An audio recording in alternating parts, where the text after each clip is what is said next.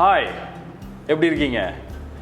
எத்தனை பேர் நீங்கள் லஞ்ச் பண்ணுறப்போ என்ன கூட்டு பண்ணுறது என்ன பொரியல் பண்ணுறதுன்னு எப்பொழுதுமே ஒரு கன்ஃபியூஷன் இருக்கும். அதே மாதிரி கொஞ்சம் வித்தியாசமாக பண்ணுவோம். ஒரு வீக்கெண்ட் வருது, ஒரு சனி ஞாயிறில் நிறைய டைம் இருக்குது, கொஞ்சம் ஸ்பெஷலாக பண்ணுவோம் அப்படின்னு நினைப்போம்.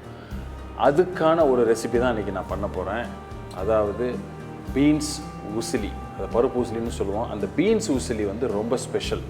இது வந்து ஒரு தஞ்சாவூர்லேருந்து வந்த ஒரு டிஷ் அப்படின்னு சொல்கிறாங்க.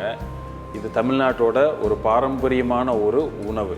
இது வந்து கல்யாண வீடுங்களில் ஸ்பெஷலாக ஒரு அக்கேஷனில் இது பண்ணுறது ரொம்ப யூனிக்காக, ஒரு வித்தியாசமான ஒரு டேஸ்ட்டு, ஒரு ஃப்ளேவர் இருக்கும். பீன்ஸில் இப்படி ஒரு வித்தியாசமான ஒரு டிஷ் பண்ண முடியுமா அப்படின்னு நம்ம நினைப்போம் அந்த டேஸ்ட் பார்க்குறப்ப. அதுதான் பர்ஃபெக்டாக எப்படி பண்ணலாம் அப்படின்னு சொல்லி கொடுக்க போகிறேன் உங்களுக்கு. I am chef Sundar. Welcome to ரெசிபிச்செக்கர்.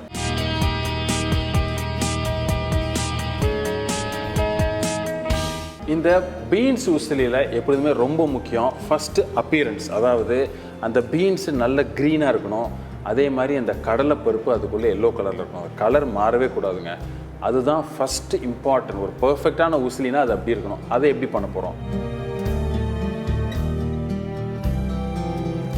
நம்ம ஃபஸ்ட்டு ஸ்டேஜில் என்ன பண்ண போகிறோம் அப்படின்னா, இந்த பீன்ஸை நம்ம வேக வச்சுக்கிறோம். பொடியாக கட் பண்ணி இப்படி நான் வச்சுருக்கேன். இந்த பர்டிகுலர் பீன்ஸை வந்து இந்த ஷேப்பில், இதுக்கு மேலே பெருசாக கட் பண்ணிடாதீங்க, பொடி பொடியாக இந்த மாதிரி கட் பண்ணுங்கள். இதை நான் பிளான்ச் பண்ண போகிறேன். ஏற்கனவே நம்ம 2-3 ரெசிபியில் சொல்லியிருக்கோம். அந்த பிளான்ச்சிங்னு என்ன அப்படின்னா, இது ஒரு வகையாக வேக வைக்கிறது தான். அதாவது நல்ல கொதிக்கிற தண்ணியில் இதை வேக வச்சு அதை வந்து வடிகட்டிட்டு உடனே ஒரு பச்சை தண்ணியோ இல்லை சில் தண்ணியோ போட்டு கொஞ்சம் கூலான வாட்டரை போட்டால் அந்த வேகிறது, அந்த சூடு அப்படியே அரெஸ்ட் ஆகிறப்போ உங்களுக்கு அந்த கலர் அப்படியே பிரைட் கலர்ஸ் ரீட்டைன் ஆகிடும். அதான் நான் பண்ண போகிறேன். இப்போது தண்ணி எனக்கு பாயில் ஆக போகுது. இந்த டைமில் இந்த பீன்ஸை நான் இதில் போட்டு ஜஸ்ட்டு ஒரு நிமிஷங்க, ஜஸ்ட்டு குக் ஆனோடனே டக்குன்னு எடுத்து போட்டு அதை நான் ஃபினிஷ் பண்ண போகிறேன். ஏன்னா இந்த பருப்பு உசிலியில் எல்லாத்தையுமே மேக்ஸிமம் நம்ம தனித்தனியாக வேக வச்சுருவோம். கடைசியாக எல்லாத்தையும் ஒன்றா கம்பைன் பண்ணி ஒரு டிஷ்ஷாக நம்ம பண்ணுவோம். அதான் ப்ராசஸ். இப்போது நான் எடுத்துருக்கிற தண்ணி நல்லா கொதித்து வருது. இந்த சமயத்தில் நம்ம வெட்டி வச்சுருக்கிற பீன்ஸை இதில் போட்டு ஜஸ்ட்டு ஒரு நிமிஷம் நம்ம வேக வச்சுருவோம்.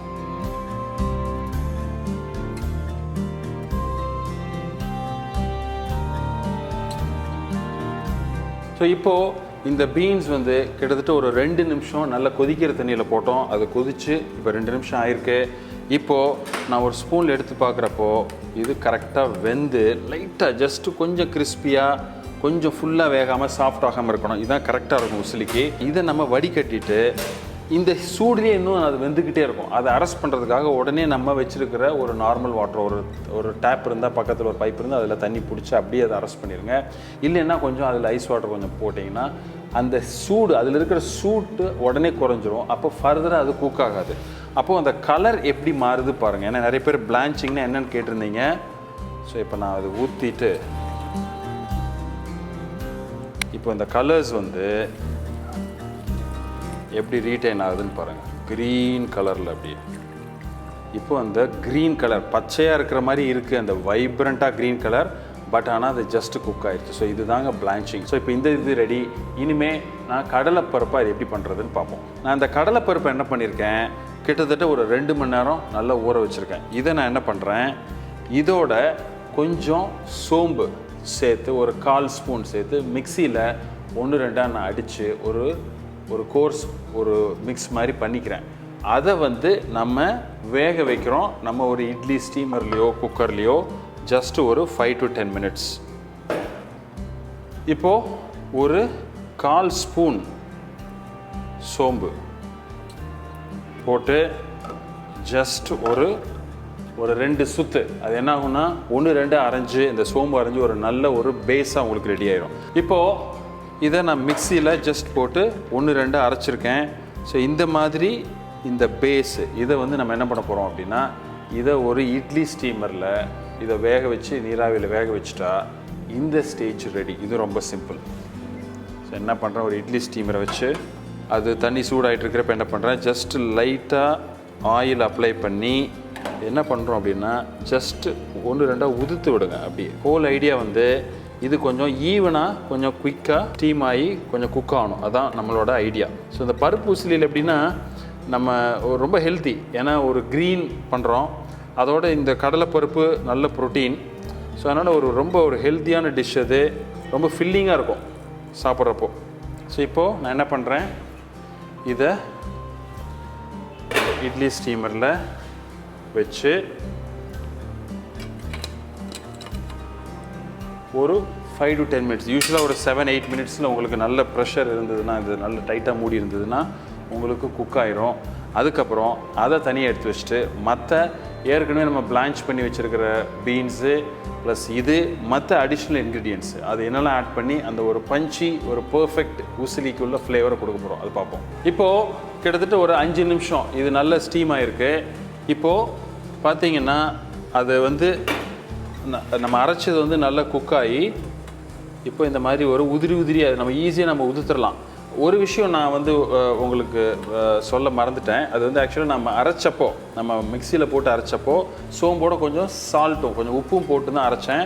ஏன்னா அதுக்கப்புறம் நம்ம ஆட் பண்ணுறப்ப சேராது. அதனால் கொஞ்சம் இதுக்கு தேவையான அளவு உப்பு ஜஸ்ட் ஒரு 1/4 ஸ்பூன் போட்டு அரைச்சி இந்த மாதிரி நம்ம ஸ்டீம் பண்ணி இதை ரெடியாக வச்சுட்டோம். இப்போது இந்த ஸ்டேஜ் ரெடி. இப்போ இதையும் நம்ம பிளான்ச் பண்ணி வச்சுருக்கிற பீன்ஸையும் சேர்த்து எப்படி ஒரு பர்ஃபெக்டான பீன்ஸ் உசிலி பண்ணுறதுன்னு பார்ப்போம். ஸோ இப்போது நம்ம வேக வச்சுருக்கிற அந்த பருப்பு அரைச்சது, ஸோ இதான் இருக்குது. இது என்ன பண்ணுங்கன்னா, இது கொஞ்சம் இப்படி கொஞ்சம் ஒரு நம்ம உதுத்து தான் விட்டோம், பட் இருந்தாலும் கொஞ்சம் இது பல்கியாக இருக்குது. இது என்ன பண்ணுங்க அப்படின்னா, கையில் நல்லா இந்த மாதிரி 2 கையில் நல்லா உதுத்து விட்டுருங்க. ஏன்னா இந்த நீங்கள் பருப்பு உசிலியில் இந்த இது ஒரு லம்ஸ் கூட இல்லாமல் இருக்கணும். அது ரொம்ப ரொம்ப முக்கியம். அப்படின்னா தான் சாப்பிட்றதுக்கு அது நல்லாயிருக்கும். ஸோ இப்போது நம்ம இந்த வேக வச்சுருக்கிற பருப்பு நல்லா அழகாக கையில் உதுத்து விட்டு எப்படி இருக்குது பாருங்கள், பூ மாதிரி. ஸோ இது ரொம்ப முக்கியம். இந்த மாதிரி நல்லா உதுத்து விட்டுருங்க. ஸோ அது உசிலிக்கு அந்த அவுட்புட்டு பர்ஃபெக்டாக உங்களுக்கு கிடைக்கும்.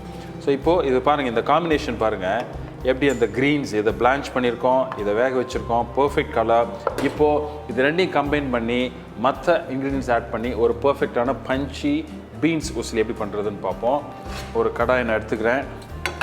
ஸோ இந்த இதுக்கு பெஸ்ட் ஆயில் கோகோனட் ஆயில். ஏன்னா அந்த நல்ல ஃப்ளேவர் அந்த உசிலிக்கு அந்த ஃப்ளேவர் அழகாக எடுத்து கொடுக்கும். ஏன்னா இது பீன்ஸ் போடுறோம், பீன்ஸுக்குன்னு ஒரு பெரிய ஒரு நேச்சுரல் ஒரு அரோமாவோ ஃப்ளேவரோ கிடையாது, ஒரு வாசம் இல்லை. அதனால இந்த மாதிரி இன்க்ரீடியன்ஸை கொஞ்சம் ஆட் பண்ணி அதுக்கு ஒரு பர்ஃபெக்டான ஒரு அடிஷ்னல் ஒரு இன்ட்ரெஸ்டிங் ஒரு ஒரு ஒரு அரோமா கொடுக்குறோம் இல்லையா.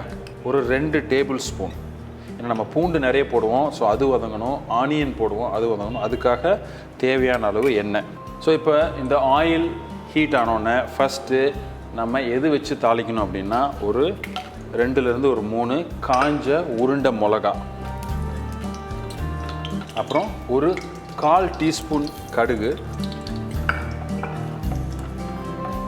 இந்த கடுகு பொரிஞ்சு வரப்போ ஒரு 1/2 டீஸ்பூன் அளவுக்கு ஜீரகம், அதே அளவுக்கு சோம்பு. நம்ம எடுத்த சோம்பில் ஒரு 1/4 டீஸ்பூன் நம்ம அந்த இதோட வச்சு அரைச்சிட்டோம் இந்த கடலைப்பருப்போட. ஸோ மீதி நம்ம இதில் ஆட் பண்ணுறோம். அப்புறம் ஒரு 2 பிஞ்சுக்கு பெருங்காய பொடி, அப்புறம் நம்ம ஒரு 1/2 டீஸ்பூன் அளவுக்கு தேவையான பூண்டு, நல்ல ஒரு இடித்து வச்ச பூண்டு. இந்த பீன்ஸ் உசிலிக்கு நீங்கள் பூண்டு வதக்கிறப்போ கலர் மாறாமல் பார்த்துங்க. அதாவது இது நல்ல கலர்ஸ் தான் ரொம்ப முக்கியம். அந்த க்ரீன் எல்லோ தான் இருக்கணும். அதனால் மற்ற எந்த கலரும் டாமினேட் பண்ணிடக்கூடாது. ஸோ இந்த பூண்டு ஓரளவுக்கு நல்லா வதங்கி அந்த ஒரு பச்சை வாசம் போனோடனே நம்ம வெட்டி வச்சுருக்கிற ஒரு பெரிய வெங்காயம் அதை ஆட் பண்ணுங்கள். பண்ணிவிட்டு அதோடவே கொஞ்சம் கருவேப்பிலை. ஸோ இந்த ஸ்டேஜில் நான் என்ன பண்ணுறேன், ஒரு 1/4 ஸ்பூன் அளவுக்கு உப்பு ஆட் பண்ணிக்கிறேன்.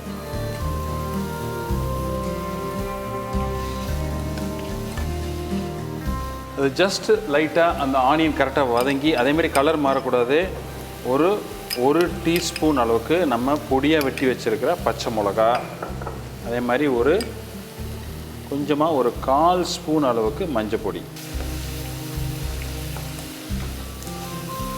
ஸோ இந்த ஸ்டேஜில் நம்ம திருகி வச்சுருக்கிற தேங்காய், நான் என்ன பண்ணுறேன் அப்படின்னா, யூஸ்வலாக நான் என்ன பண்ணுவேன், இந்த பருப்பு உசிலிக்கு தேங்காய் திருகிறத விட தேங்காய் கீரி கிரேட்டரில் கிரேட் பண்ணி வச்சுக்கலாம். ஸோ அப்போ என்னென்னா அந்த நீளமாக கொஞ்சம் பார்க்க ரொம்ப ஒரே மாதிரி கொஞ்சம் யூனிஃபார்மாக இருக்கும், நல்லாவும் இருக்கும் அது. ஸோ இந்த ஸ்டேஜில் நம்ம ஏற்கனவே பிளான்ச் பண்ணி வச்சுருக்கிற பீன்ஸ் இதை பண்ணுறோம். இதை ஆட் பண்ணுங்கள்.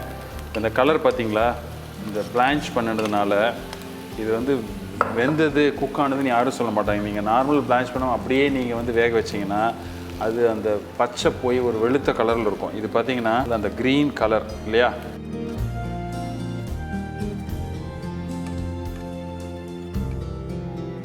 ஸோ அந்த பீன்ஸை போட்டு ஜஸ்ட் ஒரு சாட்டே பண்ணோன்னே, ஏன்னா அந்த பீன்ஸ் நம்ம வேக வச்சதுனால கொஞ்சம் அந்த மாய்ஸ்டர் இருக்கும் அதில். ஜஸ்ட் அந்த மாய்ஸ்டர் வந்து லைட்டாக அது ஓரளவுக்கு அப்சார்ப் ஆகி அந்த தேங்காயில் பட்டு ஒரு பொரியல் மாதிரி லைட்டாக வரப்போ ரொம்பவும் ட்ரை ஆகிடக்கூடாது. இந்த கொஞ்சம் மாய்ஸ்டர் இருக்கிறப்பே நீங்கள் என்ன பண்ணணும் அப்படின்னா, ஏற்கனவே வேக வச்சு இதில் வந்து என்ன போட்டிருக்கோன்னா நம்ம கடலைப்பருப்பு ஊற வச்சு அரைச்சி அதை வேக வச்சுருக்கோம். அதை வேக வைக்கிறப்போ அரைக்கிறப்பவே கொஞ்சம் சோம்பும் கொஞ்சம் உப்பும் போட்டிருக்கோம். ஸோ இதை அழகாக அதில் தூவி விடுங்க.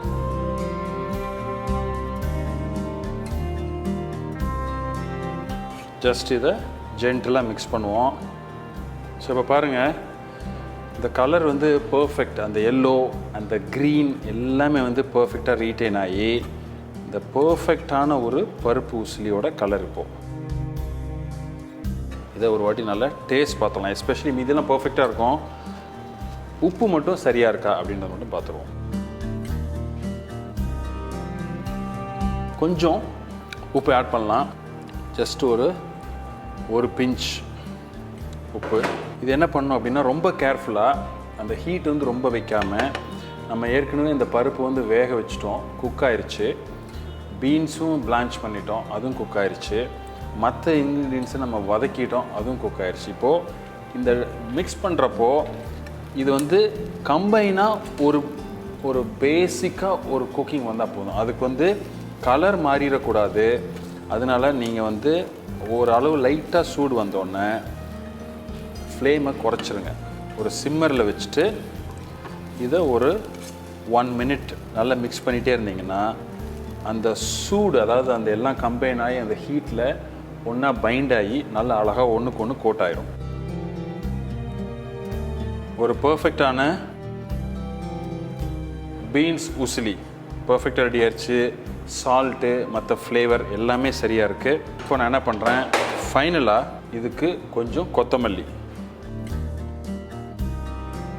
ஜஸ்ட் ஒரு மிக்ஸ் பண்ணி அது ஒரு நல்ல ஒரு ஃப்ளேவர் கொடுக்கும். அதே மாதிரி ஒரு 2 ட்ராப்ஸ் மேலே வந்து தேங்காய் எண்ணெய்.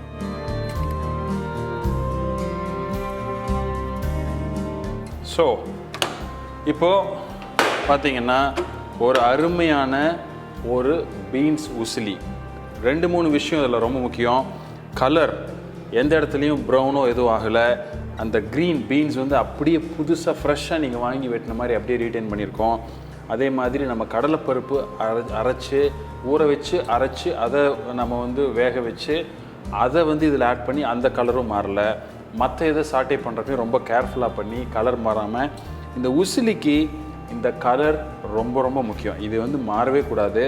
நல்ல ஒரு ஹெல்த்தி டிஷ் இது. ஹை ஃபைபர், அதாவது பீன்ஸு, அதே மாதிரி இந்த கடலைப்பருப்பு ஹை ப்ரோட்டீன், ரொம்ப ஹெல்த்தியான டிஷ்ஷு. தேங்காய் வேறு ஆட் பண்ணியிருக்கோம், தேங்காய் எண்ணெயில் குக் பண்ணியிருக்கோம். ஸோ இந்த டிஷ்ஷை பார்த்து என்ஜாய் பண்ணியிருப்பீங்கன்னு நினைக்கிறேன். இந்த வீடியோ பிடிச்சிருந்ததுன்னா எங்களுக்கு ஒரு லைக், தம்ஸ் அப் கொடுங்க. அதே மாதிரி உங்கள் ஃப்ரெண்ட்ஸோடு ஷேர் பண்ணுங்கள். நீங்கள் இந்த டிஷ்ஷை ட்ரை பண்ணிவிட்டு உங்களுக்கு இது எப்படி வந்திருக்கு அப்படின்றத உங்கள் social media platforms Instagram, Facebook எதில் வேணாலும் ஷேர் பண்ணி நீங்கள் போஸ்ட் பண்ணிவிட்டு எங்களை அதில் டேக் பண்ணுங்கள், ரெசிபிச்செக்கர்.